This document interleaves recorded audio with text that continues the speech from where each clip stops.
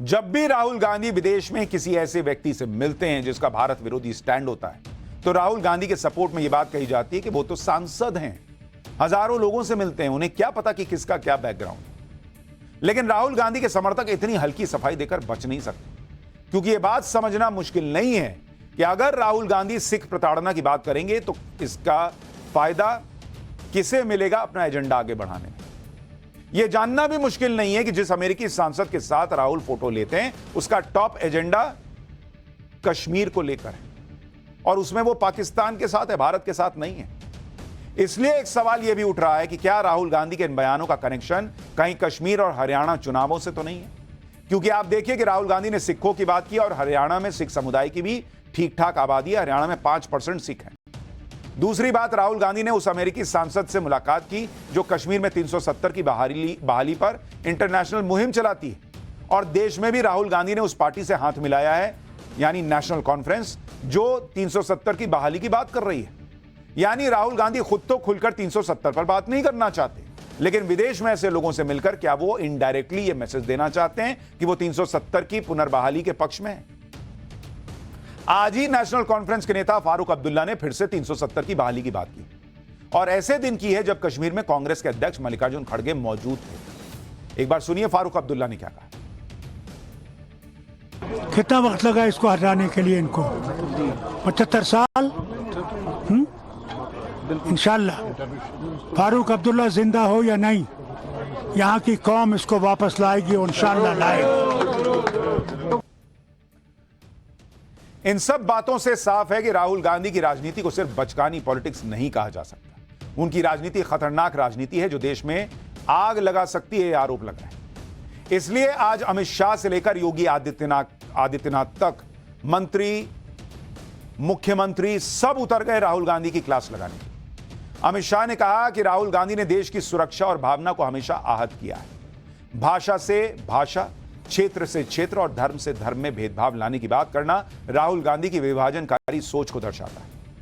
अमित शाह ने कहा कि राहुल गांधी ने देश से आरक्षण को समाप्त करने की बात कहकर कांग्रेस का आरक्षण विरोधी चेहरा एक बार फिर से देश के सामने लाने का काम किया। अमित शाह ने कहा कि मन में पड़े विचार और सोच किसी न किसी माध्यम से बाहर आ ही जाते हैं। गृह मंत्री का कहना था कि वो राहुल गांधी को बताना चाहते हैं कि जब तक बीजेपी है, आरक्षण को कोई छू नहीं सकता और देश की एकता के साथ कोई खिलवाड़ नहीं कर सकता। उधर सीएम योगी ने तो कह दिया कि राहुल गांधी गृह युद्ध करवाना चाहते हैं देश में। योगी ने कहा कि कांग्रेस के युवराज राहुल गांधी भारत विरोधी अलगाववादी समूह के नेता बनने की तरफ अग्रसर है। इनका एकमात्र लक्ष्य देश को गृह युद्ध की तरफ धकेलना है। योगी ने कहा कि राष्ट्र विरोधी नेशनल कॉन्फ्रेंस के साथ गठबंधन करने वाली और पिछड़ों के आरक्षण में सेंधमारी कर उसका बड़ा हिस्सा मुसलमानों को सौंपने वाली कांग्रेस के युवराज अब देश से आरक्षण को समाप्त करने का कुछ चक्र रच रहे हैं।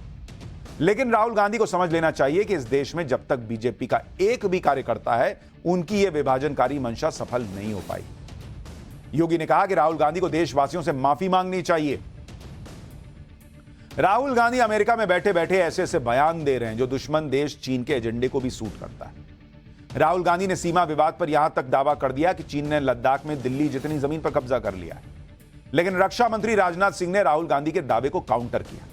रक्षा मंत्री ने कहा कि राहुल गांधी की बातें बेहद शर्मनाक और भारत की गरिमा को ठेस पहुंचाने वाली। भारत चीन सीमा विवाद को लेकर भी जिस तरह के दावे उन्होंने अमेरिका की धरती पर किए हैं, वे भी भ्रामक और तथ्यों से परे हैं। लगता है कि मोहब्बत की दुकान चलाते चलाते राहुल जी झूठ की दुकान खोलकर बैठ गए हैं। इस तरह की गलत बयानी से राहुल जी को परहेज करना चाहिए। अमित शाह हो या राजनाथ सिंह या योगी आदित्यनाथ, बीजेपी के बड़े से बड़े नेता राहुल गांधी के हर झूठ का जवाब दे रहे हैं। बीजेपी इतनी आसानी से इस मुद्दे को छोड़ने वाली नहीं है, क्योंकि राहुल गांधी अब सिर्फ कांग्रेस के नेता नहीं, वो नेता प्रतिपक्ष भी है। एक बार सुनिए बीजेपी प्रवक्ता सुधांशु त्रिवेदी ने आज क्या कहा है। भारत के इतिहास के पहले नेता प्रतिपक्ष बने हैं जिन्होंने किसी घोषित भारत विरोधी सांसद के साथ मुलाकात करके अपने मधुर मनोभावों की अभिव्यक्ति की है। अमेरिकी सांसद इलान उमर, जो भारत विरोधी वक्तव्यों और स्टैंड के लिए विख्यात ऑब्लिक कुख्यात हैं, पन्नू ने उनकी तारीफ की है। यानी पाकिस्तान से लेकर पन्नू तक के और ऐलान उमर तक उनकी तारीफों में जो पुल गढ़े जा रहे हैं, उसमें एक नया नाम और भी है। ये जनाब हैं मुशफिकुल फजल।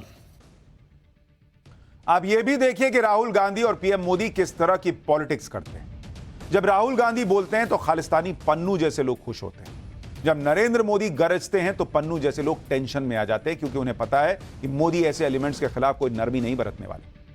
आज ही नरेंद्र मोदी सरकार ने पन्नू की खालिस्तानी संस्था सिख फॉर जस्टिस पर बैन 5 साल के लिए और बढ़ा दिया है। लीडर में यही फर्क होता है। जिस दिन राहुल गांधी अमेरिका में बैठकर देश की कमियां गिनाते हैं, उस दिन भारत में प्रधानमंत्री मोदी दुनिया को यह बताते हैं कि भारत आकर कारोबार करने का यही सही समय है। जिस दिन राहुल गांधी अमेरिका में बैठकर भारत के संविधान लोकतंत्र को खतरे में बताते हैं, उस दिन भारत में प्रधानमंत्री मोदी ये कहते हैं कि उनका सपना है कि दुनिया के हर डिवाइस में भारत में बनी चिप लगी हो। जिस दिन राहुल गांधी अमेरिका में बैठकर चीन की तारीफ करते हैं, सीमा विवाद पर ऐसे बयान देते हैं जिससे चीन को फायदा हो, उसी दिन भारत में प्रधानमंत्री मोदी सेमीकंडक्टर के क्षेत्र में चीन के दबदबे को कम करने के विजन के साथ सेमिकॉन एक्सपो का उद्घाटन करते हैं। यह फर्क है देश में दो बड़े नेताओं के बीच। और इन्हीं सब बातों और एक्शन से अलग अलग नेताओं की अप्रोच और उनकी सोच का फर्क दिखता है। जैसे पिछली बार से ज्यादा सीट लाने पर भी राहुल गांधी को चुनाव में गड़बड़ी दिखती है, जबकि कम सीट आने पर भी नरेंद्र मोदी कोई शिकायत नहीं करते, कोई बहानेबाजी नहीं करते। वो नतीजों को लोकतंत्र की जीत और संविधान में विश्वास की जीत बताते हैं।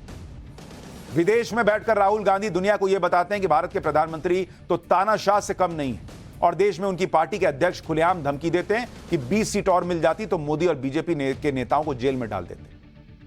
आज कश्मीर में यह बात कांग्रेस अध्यक्ष मल्लिकार्जुन खड़गे ने की है बॉस। आप सुनिए एक बार। इस बार 400 पर कहां गए भाई तेरे 400 पर 240 पे आया। अगर हम सिर्फ 20 सीट लेते तो ये सब लोग जेल में रहते थे, ये सब लोग जेल में रहते थे और रहने के काबिल है। तो इसलिए मैं कहूंगा भाइयों, आप निराश मत हो, लड़ो। आपके सरदार, आप लोगों के कैप्टन मजबूत है। सोचिए, ये वो लोग हैं जो दूसरों को तानाशाह बताते हैं और खुद खुलेआम कहते हैं कि ये सत्ता में आ जाते तो दूसरों को जेल में डाल देते। किस बात का डालते बॉस?